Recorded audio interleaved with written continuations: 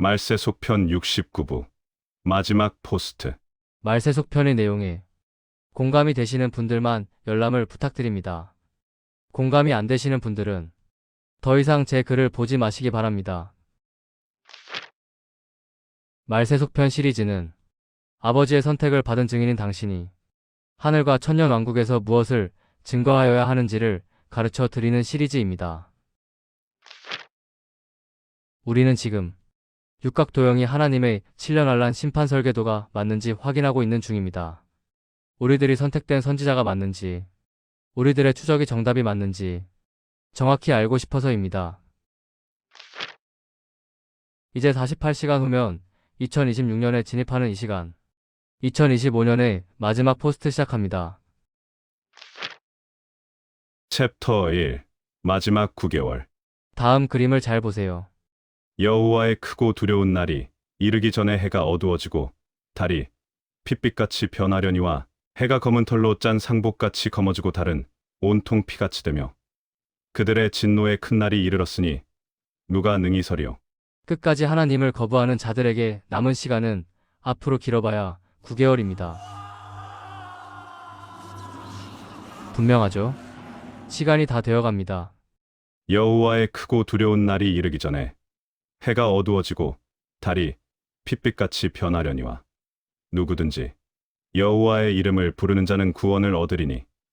요엘 2장 31에서 32절. 여섯째 인을 떼실 때에 큰 지진이 나며 해가 검은 털로 짠 상복같이 검어지고 달은 온통 피같이 되며 그들의 진노의 큰 날이 이르렀으니 누가 능히 서리요. 계시록 6장 12절. 당신이 개길십과 블러드문으로 그려진 육각도형이 우연히 그려진 것이 아닌 하나님의 철저한 설계임을 분명하게 알고 있다면 육각도형이 그려낸 2020년부터 2027년까지의 모든 기간 중 일식 뒤에 바로 오는 붉은 달이 오직 6번째 봉인에만 2개가 존재한다는 사실에서 깨달아야 합니다. 앞으로 9개월 내에 우리 모두가 천국에 가 있을 거라는 사실을 말이죠. 그만 일식 태양과 세상이 어두워짐. 개기일식 태양과 세상이 깜깜하게 검어짐.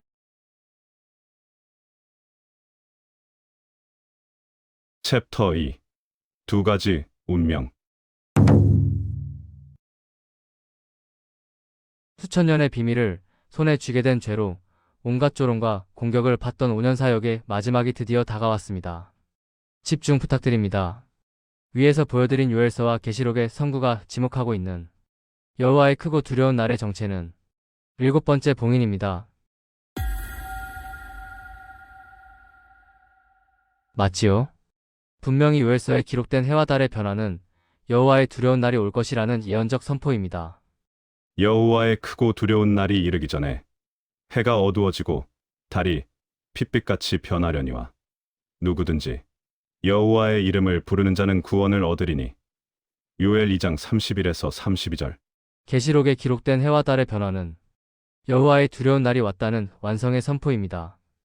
여섯째 인을 떼실 때에 큰 지진이 나며 해가 검은 털로 짠 상복같이 검어지고 달은 온통 피같이 되며 그들의 진노의 큰 날이 이르렀으니 누가 능히 서리요. 계시록 6장 12절. 요엘 이르기 전에 해와 달이 변한다. 계시록 이르렀으니 해와 달이 변한다. 이 사실이 육각도형에 그대로 그려져 있는 것입니다. 소름 끼치죠? 분명히 요엘서와 계시록의 해와 달의 변화가 지목하고 있는 여호와의 크고 두려운 날의 정체 7번째 봉인입니다. 그리고 요엘서는 해와 달의 변화 후에 2번의 휴거가 있음을 선포하고 있습니다. 여호와의 크고 두려운 날이 이르기 전에 해가 어두워지고 달이 핏빛같이 변하려니와 첫 번째 휴거. 누구든지 여호와의 이름을 부르는 자는 구원을 얻으리니. 이는 나 여호와의 말대로 시온 산과 예루살렘에서 피할 자가 있을 것이며 두 번째 휴거. 남은 자 중에 나 여호와의 부름을 받을 자가 있을 것임이니라. 요엘 2장 31에서 32절. 여러 교회들이 이단을 운운하며 성도들로 하여금 입도 뻥끗 못하게 하고 있는 휴거는 놀랍게도 성도들이 하나님 곁으로 갈 수 있는 유일한 이동수단입니다. 휴거 외에 죽은 자들이 한 번에 부활하여 천국 갈 수 있는 다른 이동수단 성경에서 보신 분? 그리고 여섯 번째 봉인에 존재하는 일식과 붉은 달의 쌍둥이는 바로 그 휴거의 시점을 지목하고 있는 표식인 것입니다. 위의 내용이 다 이해되신 분들만 다음 그림을 보시기 바랍니다. 그때에 두 사람이 밭에 있음에 한 사람은 데려가고 한 사람은 버려둠을 당할 것이요. 두 여자가 맷돌질을 하고 있음에 한 사람은 데려가고 한 사람은 버려둠을 당할 것이니라. 그러므로 깨어 있으라. 마태복음 24장 40에서 41절.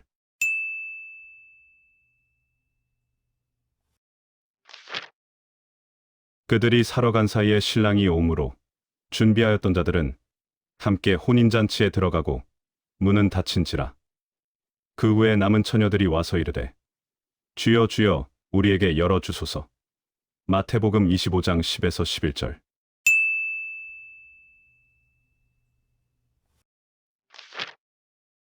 사로잡힐 자는 사로잡혀갈 것이요 칼에 죽을 자는 마땅히 칼에 죽을 것이니 성도들의 인내와 믿음이 여기 있느니라. 계시록 13장 10절.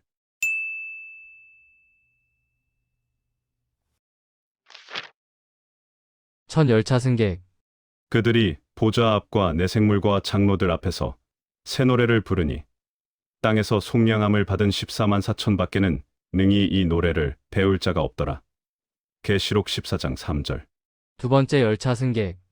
그가 나에게 이르되 이는 크난난에서 나오는 자들인데 어린 양의 피에 그 옷을 씻어 희게 하였느니라. 계시록 7장 14절.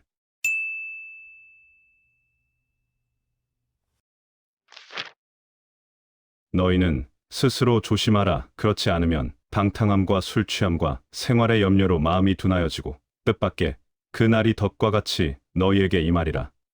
이 날은 온 지구상에 거하는 모든 사람에게 임하리라.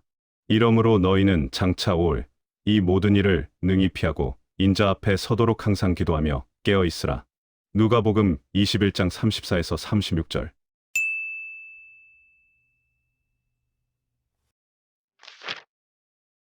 내가 나의 인내의 말씀을 지켰은즉 내가 또한 너를 지켜 시험의 때를 면하게 하리니 이는 장차 온 세상에 임하여 땅에 거하는 자들을 시험할 때라.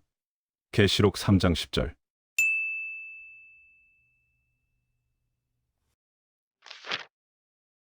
여호와의 크고 두려운 날이 이르기 전에 해가 어두워지고 달이 핏빛같이 변하려니와. 첫 번째 휴거.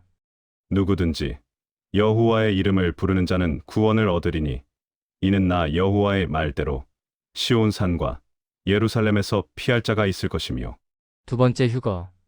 남은 자 중에 나 여호와의 부름을 받을 자가 있을 것임이니라. 요엘 2장 31에서 32절.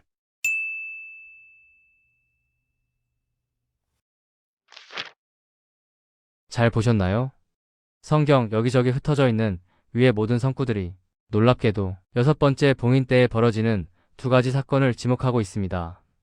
그리고 육각도형이 하나님의 7년환란 심판 설계도가 맞다면 위 모든 선고들이 성취될 수 있는 유일한 기간은 바로 지금부터 앞으로의 9개월간 뿐입니다. 여섯째 봉인. 내가 보니 여섯째 인을 떼실 때 해가 검은 털로 짠 상복같이 검어지고 달은 온통 피같이 되며 그때까지 앞으로 9개월 남음. 그 이후의 1년간은 끝까지 하나님을 거절하고 이 땅에 남겨진 모든 가라지들을 모조리 불태워 심판하는 여호와의 크고 두려운 날이기 때문에 반드시 그 전인 앞으로의 9개월 사이에 휴거가 있어야 하는 것입니다.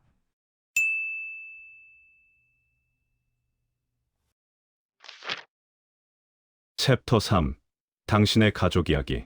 지금부터 제가 꺼내는 모든 선구와 내용은 우리들의 믿지 않는 가족들의 운명이 어떻게 될지를 성경 속에서 추적해보기 위하여 필요한 성경적 논증을 하는 것이니 가족의 구원을 원하시는 모두가 집중 부탁드립니다.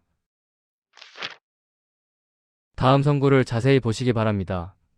그 자식들이 아직 나지도 아니하고 무슨 선이나 악을 행하지 아니한 때에 택하심을 따라되는 하나님의 뜻이 행위로 말미암지 않고 오직 부르시는 이로 말미암아 서게 하려 하사 리브가에게 이르시되 큰 자가 어린 자를 섬기리라 하셨나니 기록된 바 내가 야곱은 사랑하고 에서는 미워하였다 하심과 같으니라. 로마서 9장 11에서 16절. 요약. 하나님의 자녀가 되는 것은 사람의 의지나 노력에 달려있는 것이 아니라 하나님의 선택과 자비에 달려있다. 사람이 천국을 가는 것은 그들의 어떤 공로도 아닌 오직 선택자이신 조물주의 결정에 달려있다. 좀 더 세게 말씀드릴까요? 사람이 천국에 가고 못 가고는 그들의 노력과 상관없이 천국의 주인이신 하나님 마음대로이다. 이해 있으신 분? 위의 선구대로라면 분명히 천국은 하나님께서 데리고 들어가고 싶은 자는 그 자가 못났든 잘났든 새까만 죄인이든 아니든 상관없이 들어갈 수 있지만 하나님께서 그 사람이 싫으시면 그 자가 못났든 잘났든 새까만 죄인이든 아니든 못 들어가는 것입니다. 이것이 다음 선구의 비밀인 것입니다. 그 자식들이 아직 나지도 아니하고 무슨 선이나 악을 행하지 아니한 때에 택하심을 따라되는 하나님의 뜻이 행위로 말미암지 않고 오직 부르시는 이로 말미암아 서게 하려 하사 리브가에게 이르시되 큰 자가 어린 자를 섬기리라 하셨나니 기록된 바 내가 야곱은 사랑하고 에서는 미워하였다 하심과 같으니라. 로마서 9장 11에서 16절. 무슨 선이나 악을 행하지 아니한 때에 리브가의 뱃속에 있던 야곱과 에서는 하나님 앞에서 어떤 이쁜 짓도 어떤 나쁜 짓도 하지 않은 상태였습니다. 그런 그들을 하나님은 이미 선택한 자와 버린 자로 나누신 것입니다. 이 사실에 대해 성경은 말합니다. 그 자식들이 아직 나지도 아니하고 무슨 선이나 악을 행하지 아니한 때에 택하심을 따라되는 하나님의 뜻이 행위로 말미암지 않고 오직 부르시는 이로 말미암아 서게 하려 하사 리브가에게 이르시되 큰 자가 어린 자를 섬기리라 하셨나니 기록된 바 내가 야곱은 사랑하고 에서는 미워하였다 하심과 같으니라. 로마서 9장 11에서 16절. 해석. 사람이 천국에 들어가고 못 들어가고는 그들의 어떤 선악의 행위와 상관없이 천국의 주인이신 하나님 마음대로이다. 이어지는 선구가 이 사실을 더욱 분명하게 말해줍니다. 원하는 자로 말미암음도 아니요 다른 박지라는 자로 말미암음도 아니요 오직 긍휼히 여기시는 하나님으로 말미암음이니라. 로마서 9장 16절. 위 선구는 세 번 역성경에 아주 직관적으로 더 명확히 번역되어 있습니다. 그것은 사람의 의지나 노력에 달려 있는 것이 아니라 하나님의 자비에 달려 있습니다. 세번역 로마서 9장 16절. 분명하죠? 구원은 사람의 의지나 노력과 아무런 상관이 없습니다. 하나님께서 자비를 베풀고자 하는 사람을 선택하여 부르시고 베푸시는 것입니다.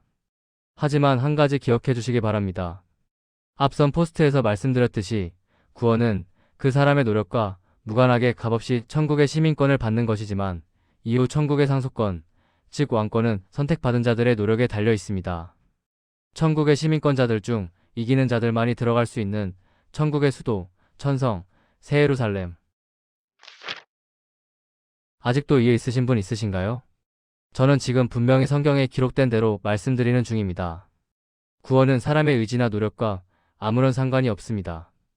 하나님께서 자비를 베풀고자 하는 사람을 선택하여 부르시고 베푸시는 것입니다.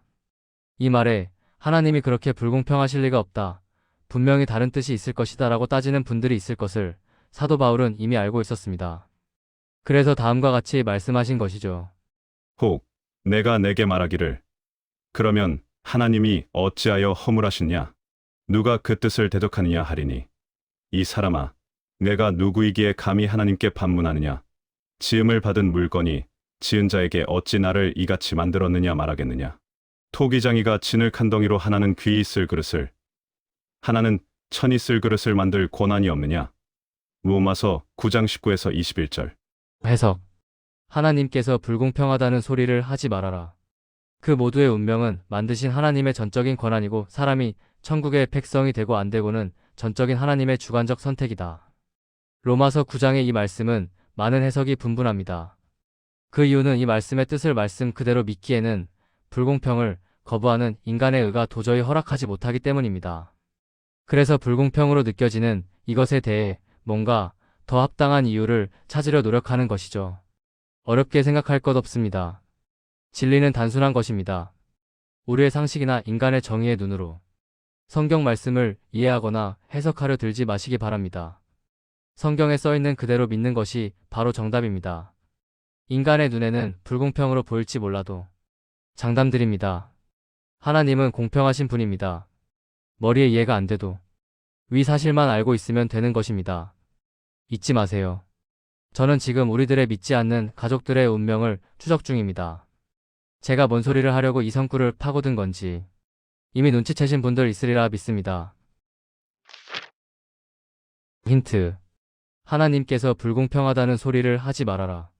그 모두의 운명은 만드신 하나님의 전적인 권한이고 사람이 천국의 백성이 되고 안 되고는 전적인 하나님의 주관적 선택이다.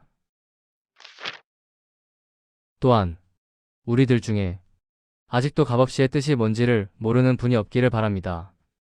모든 사람이 죄를 범하였음에 하나님의 영광에 이르지 못하더니 그리스도 예수 안에 있는 속량으로 말미암아 하나님의 은혜로 값없이 의롭다 하심을 얻은 자 되었느니라. 로마서 3장 23에서 24절. 천국. 값없이 간다. 천성. 거룩한 자들만 들어갈 수 있다. 값없이. 사랑하는 사람에게 무엇이든지 다 주고 싶은 마음의 묘사. 이것이 값없이 받은 구원이라는 명백한 약속의 말 뒤에 잘못 살면 구원은 취소된다라는 말이 올 수 없는 이유입니다. 잘못 살면 이라는 말 자체가 구원을 받으려면 거룩이라는 값을 치러야 한다는 뜻이기 때문입니다. 값없이의 반대말은 잘못 살면입니다. 구원의 묘사에 같이 사용할 수 없는 물과 기름 같은 표현인 것입니다. 저는 지금 초등학교 기초 수준이면 충분히 이해되는 문법 이야기를 하고 있습니다. 하나님의 사랑과 그 사랑으로 베푸신 값없는 구원은 절대로 취소될 수 없는 영원한 것입니다.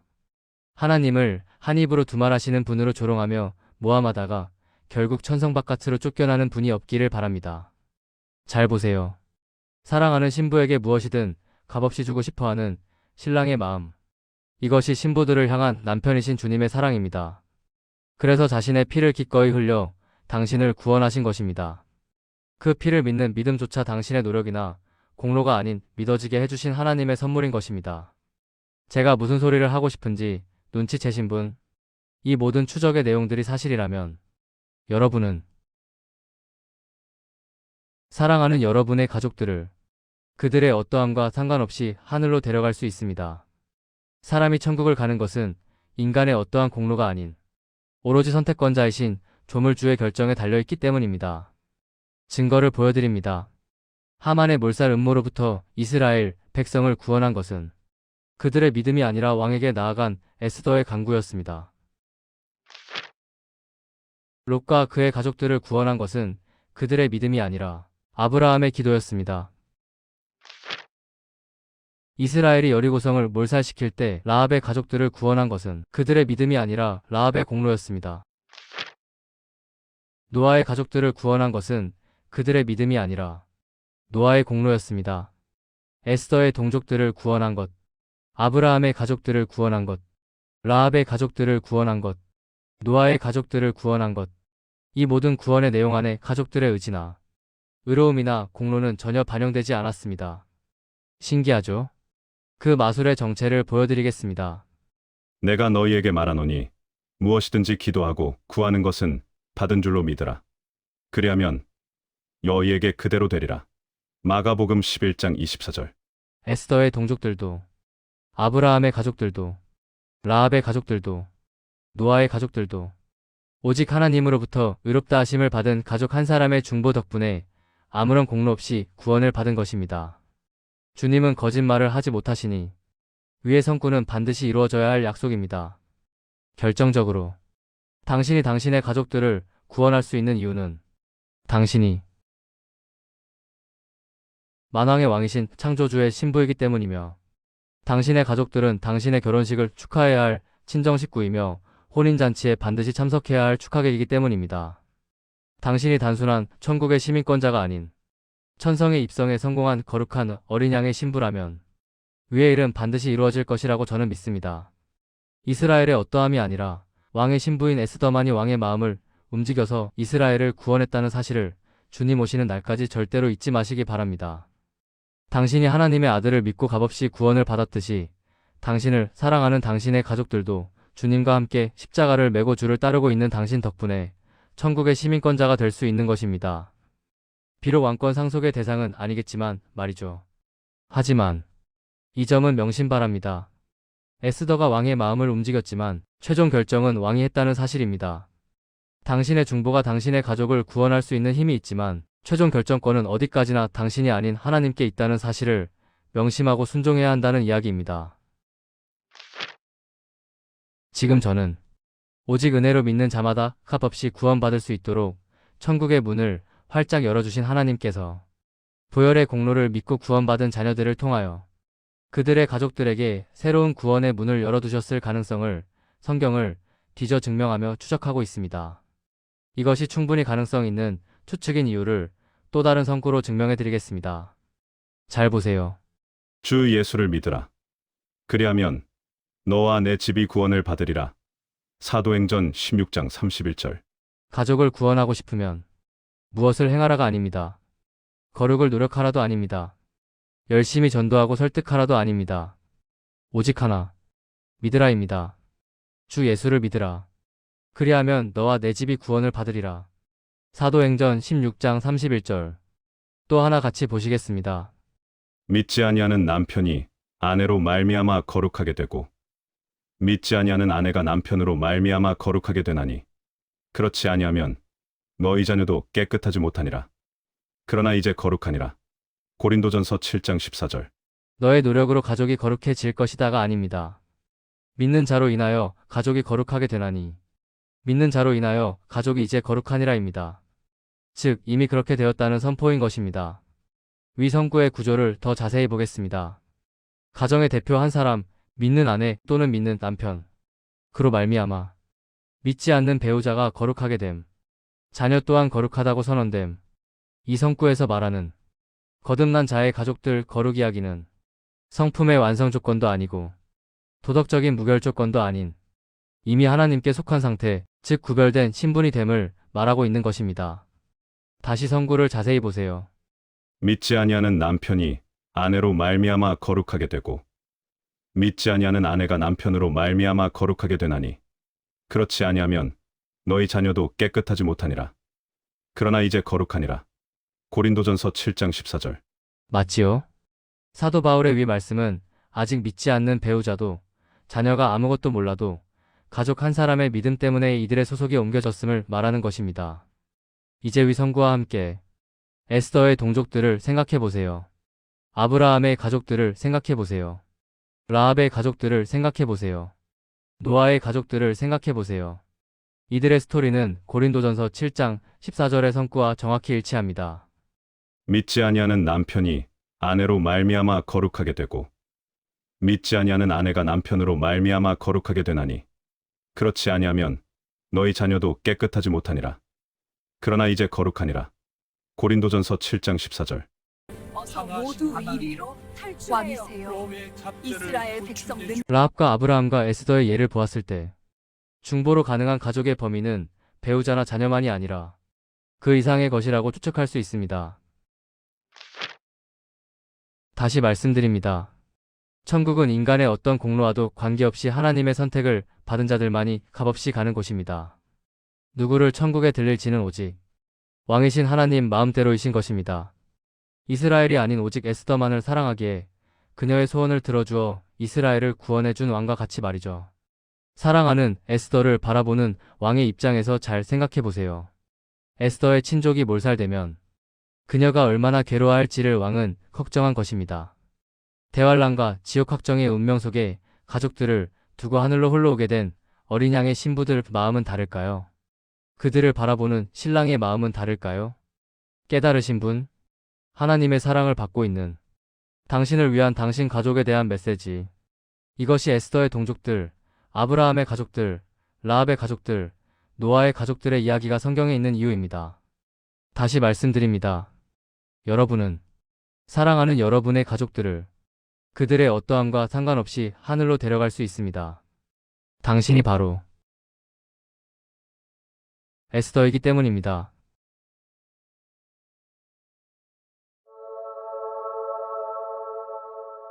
이 추론의 결과가 정답이라면 매일 자신의 죄를 반성하며 따뜻한 아버지의 품으로 쪼르르 달려가는 우리들 모두가 우리의 모습을 기쁘게 지켜보는 친정 가족들의 부러움과 축하 속에 영원한 왕권을 상속받게 될 것입니다. 오늘부터 당신이 회개 외에 무엇을 더 해야 하는지 당신의 할 일을 깨달으셨기를 바랍니다. 잊지 마세요. 하나님께서 기뻐하시는 자녀인 당신은 선택하신 왕이며 타인의 중보를 위한 능력이 부여된 하나님의 제사장입니다. 그러나 너희는 택하신 족속이요 왕 같은 제사장들이요 거룩한 나라요 그의 소유가 된 백성이니 이는 너희를 어두운 데서 불러내어 그의 기이한 빛에 들어가게 하시니에 아름다운 덕을 선포하게 하려 하심이라. 베드로전서 2장 9절.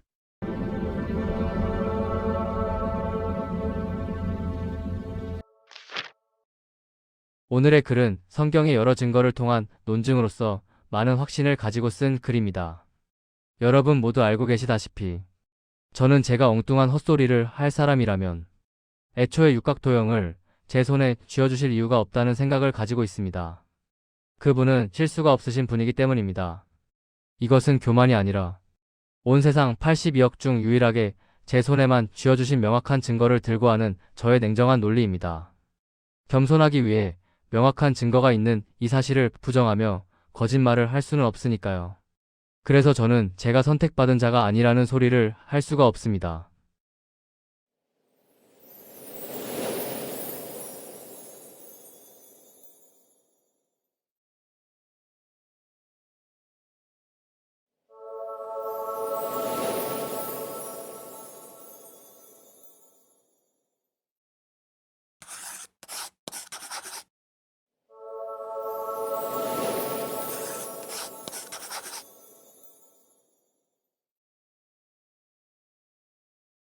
하지만 하나님 아버지의 마음과 뜻을 한낱 인간인 제가 완벽히 알 수는 없다고 생각하기에 조심스럽게 말씀드립니다.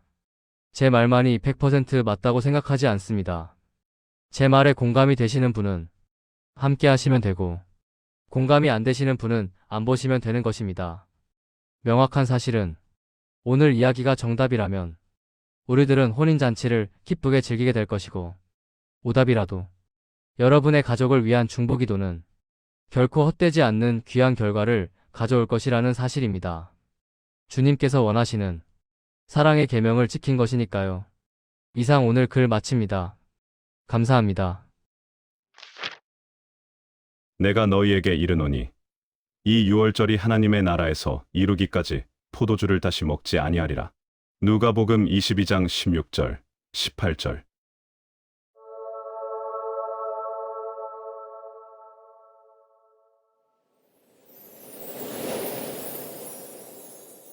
가라지를 불태우는 기간 내에 있는 유월절은 우리가 기다리는 유월절이 될 수 없으므로 앞으로 올 단 한 번의 유월절이 우리가 기다리는 유월절임. 대환란전 마지막 유월절까지 앞으로 93일 남았습니다.